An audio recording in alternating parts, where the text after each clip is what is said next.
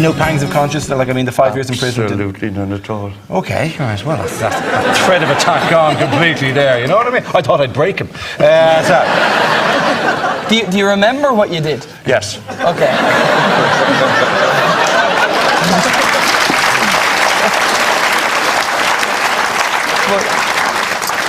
I read that if you were kind of allowed on a kind of arrest day, you would smoke 20, 30 joints a day, is that true? If left to my own devices, yeah.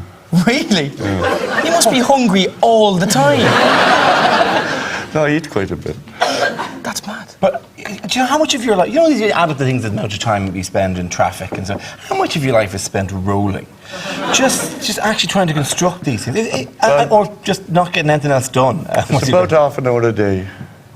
God, does it not become a chore eventually? No, it does a bit. I use the king-size ones. I've given the bullet origami style.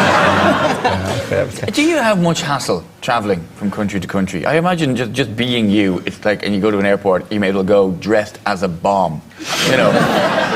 If they recognise me, they leave me alone. If they don't recognise me, obviously I look like a walking bust, and they pull me apart and look up my criminal record and leave me alone. That's not the only thing they look up. So even if they recognise you and they know that's him, that's your man, convicted drug dealer, he's gone on shows like the panel and said he generally has a bit of gear on him. Yes. And they still leave you alone. They just go. Yes, well, there's no deterrent really. I mean, the most I'll spend will be about 2 or 3 days in prison. I'd probably sell more copies of my book. I know lots of criminals. There won't be any deterrent at all, really. Whenever you come over, did you bring stuff in with you to the airport? No. That's because That's a no then, is it? I forgot. He came on a ferry, that's what it is. I forgot. Where's the worst experience you've had going through that kind of customs interrogation? The worst experience was when they actually found something. When you say... I'd say those they found nothing. We're probably quite a walk in the park, I imagine. When you say something, like you...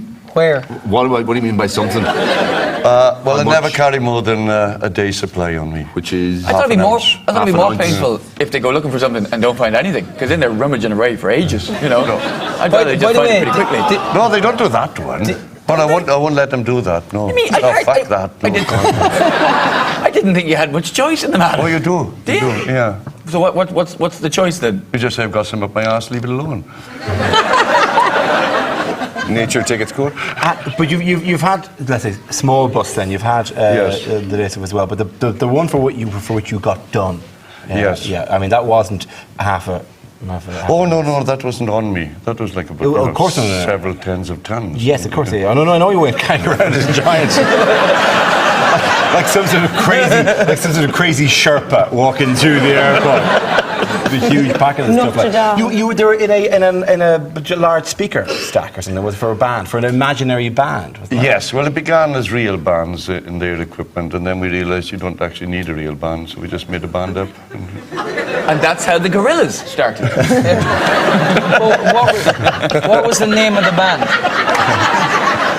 The band we made up, or the real band? No, the band you made up, because I think the name kind of gave it away and took the piss out of the authorities. What was the name of the band? Laughing Grass. Yeah. What's the most ingenious method of smuggling that you used or heard of? Used a deep sea salvage tug. Like the one that was in the paper actually this week. Was it? Yeah, in Colombia they were using it to smuggle cocaine. Oh, it was something. It wasn't cocaine. But they had a submarine. They'd actually constructed a submarine. No, but they have used them, yeah. I've never had a conversation with anybody going, I've never actually used a submarine, but yes, I've used something similar. It's fantastic. Your accent is fantastic. It must get you through loads of airports, because it's just the Welsh accent is brilliant. You know, what have you got in there? None of your business. Leave it. The deep sea salvage tug, like, so you were dragging it along on a rope under the water? No, it was quite a big ship, I suppose. That's allowed to go anywhere in case it comes across a ship in distress, and has all equipment on it, like derricks for unloading, the dope in my case, but you know, other things in legitimate use of it. And you're allowed to communicate on secret frequencies, so it seemed ideal to me. How did you find out about these ways of doing things? That was from a Wilbur Smith novel called something or other. It was from a Wilbur Smith novel. You read a book, like a spy book, and went, I'm going to do that. Yes, I wasn't looking for it. It just came by accident. I happened to be reading a book and I thought, God, I must get one of these deep sea salvage tanks. If you'd read C.S. Lewis, you'd be entering a wardrobe at the moment.